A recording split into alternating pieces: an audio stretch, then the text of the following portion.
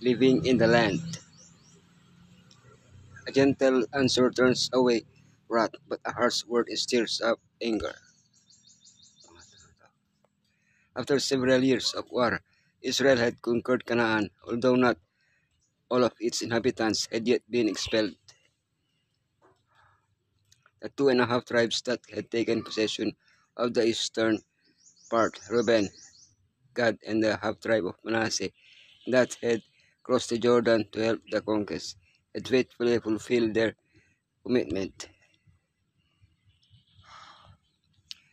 Finally, the time for parting had arrived.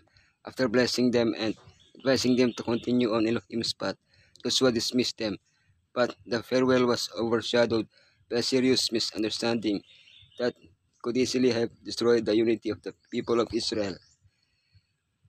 The farewell speech,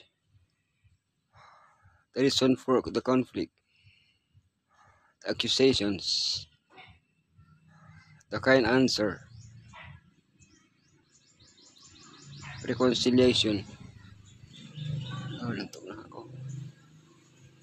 The farewell speech. But be very careful to keep the commandment and the law that Moses, the servant of the Lord, gave you, to love the Lord your Elohim, to walk in obedience to him, to keep his commands, to hold fast to him, and to serve him with all your heart and with all your soul. Since the Jordan was going to cause a separation between the tribes of Joshua gave wise advice to the 2.5 tribes so that they could remain faithful to the love the Lord your Elohim. Love is the principle that should lead us to Elohim. We love him because he first loved us. To walk in obedience to him. This is how Joshua indicates the conduct expected of those who choose to walk with him. To hold fast to him. We must cling to Elohim without letting any distraction break that bond. To serve him with all your heart and with all your soul. We find our true purpose, satisfaction, and abundant life when we serve and abundant our Creator with love.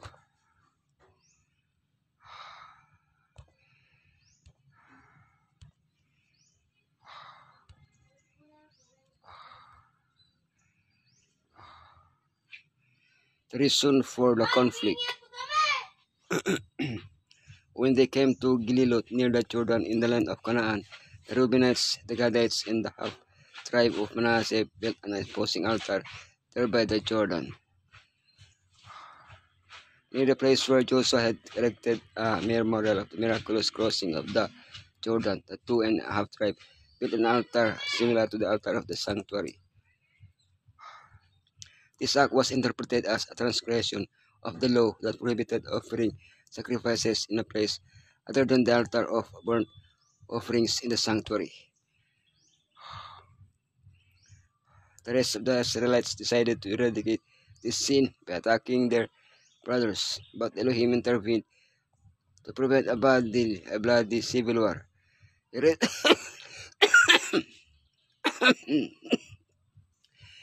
There is a people who choose not to judge without all the evidence.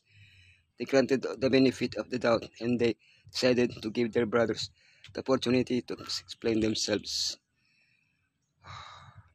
As it turned out, his only mistake had been not informing his brothers of his intentions, but that is not a sin. The accusations. The whole assembly of the Lord says, "How could you break the faith with the Elohim of Israel like this? How could you turn away from the Lord and build yourselves an altar in rebellion against him now?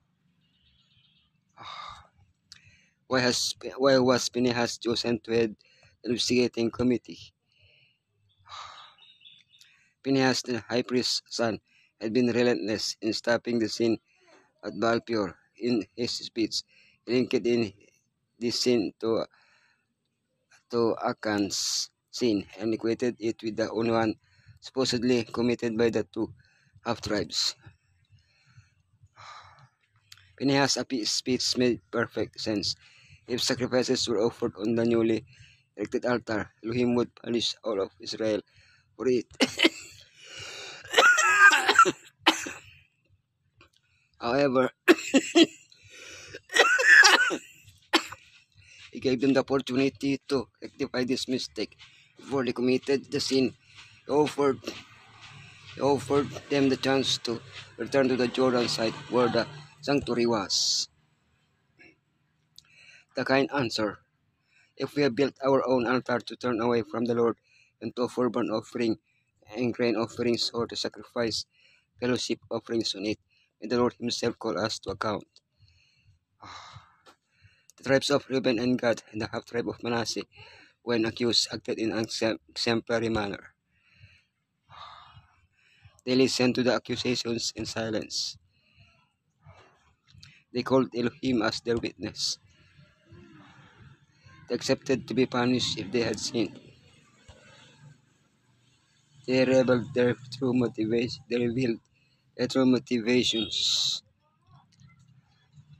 When the Israelites did not know the motivations of their brothers for building the altar, they assumed rebellion, a desire for separation and divine punishment.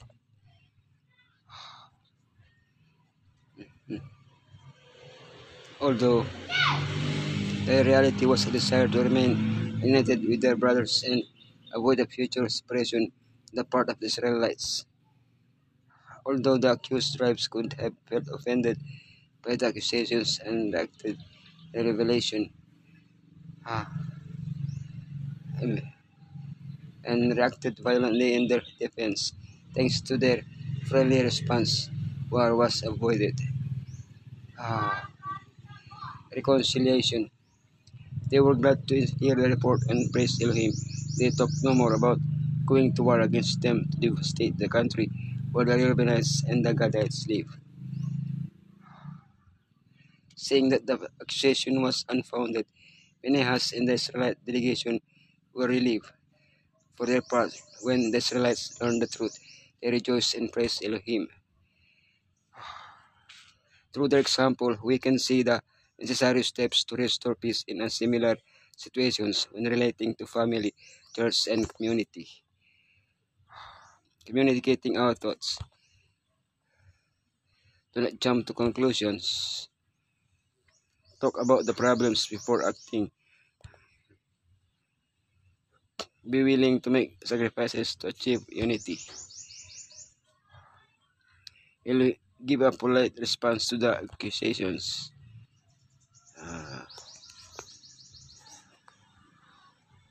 Rejoice and bless Elohim when peace is restored.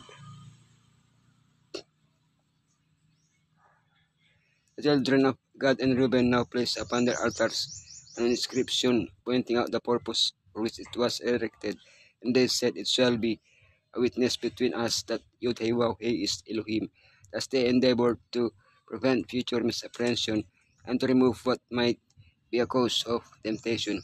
How often serious difficulties arise from a simple misunderstanding, even among those who are actuated by the worldliest motives, and without the exercise of courtesy and forbearance, but serious and even fatal results may follow.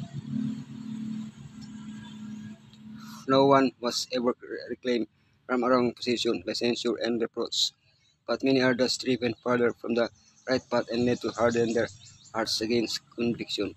The spirit of kindness, a courteous, forbearing reformment may save the erring and hide a multitude of sins.